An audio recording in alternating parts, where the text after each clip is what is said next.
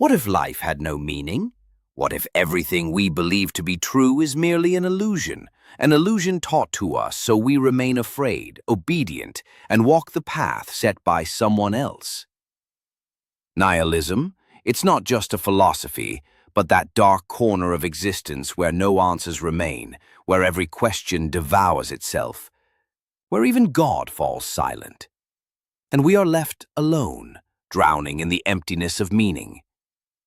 Nihilism is born the moment a person begins to examine the structures around them, religion, society, morality, relationships, and realizes that none of it holds any universal or permanent meaning. Everything changes, every value collides, every belief crumbles, and then begins a storm of questions. What if there is no God? What if there is no ultimate purpose? What if everything decays, dies, and disappears? Then, what's the point of living? This is the same question that has kept great philosophers awake at night. When Nietzsche said, "God is dead," he wasn't celebrating, he was warning. When God dies, purpose dies with him, morality collapses, the foundation we use to hold life together is gone. We become free. But this freedom feels like a curse. It's the kind of freedom where you're left alone in the middle of a vast ocean, with nothing around you, no shore, only endless depth. Nihilism terrifies us because it rips away the ground beneath our soul. The things we once rooted our existence in, parental teachings, sacred texts, social rules, love, hope for the future, slowly begin to appear hollow, and one day we whisper to ourselves, maybe nothing is true. But this emptiness isn't a punishment. It can also be a chance, because when everything breaks, only then can something truly new be born. This is the most dangerous and most beautiful aspect of nihilism. It destroys everything, so you can rebuild yourself from scratch. Have you ever felt it? Late at night when the world is asleep and you're just staring at the ceiling, a strange emptiness begins to enter you. No fear, no hope, just stillness.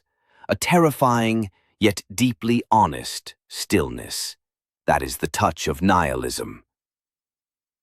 Society always teaches us that life must have a purpose, that we must live for something, money, love, faith, country. But the nihilist asks, why? If everything changes with time, if every belief crashes into another belief, if the ultimate truth is always out of reach, then are we just living inside an illusion? Nihilism breaks you, but that breaking also purifies your consciousness. It's like a forest burned to ashes, and from that ash, something new begins to grow. Nihilism says, there is nothing. And when someone says, life has no meaning, they're not merely expressing despair.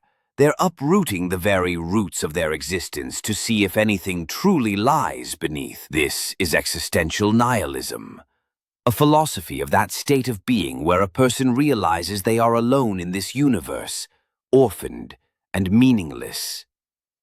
Imagine a helpless species on a tiny planet, unaware of its origin or destination. And yet it wakes up every day, works, loves, fights, dies. But why? For what? This is the question nihilism asks, and it offers no answer. Because sometimes not answering is the most honest answer. But this emptiness doesn't affect everyone the same way. Some people, frightened by it, become passive nihilists. They say, if nothing matters, then there's no point in doing anything. They grow indifferent, cold, cut off from life, as if something inside them has died. They're alive, but not really living. But others use this emptiness as a spark. They say, if everything is meaningless, then I will give it meaning myself. I will build my own values. I will be the creator of my own life. This is active nihilism, not a philosophy of destruction, but the beginning of reconstruction.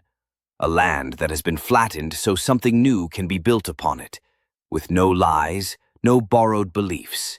It was from this very view of nihilism that Nietzsche forged his most powerful idea, the Übermensch, or Superman, a human being who has broken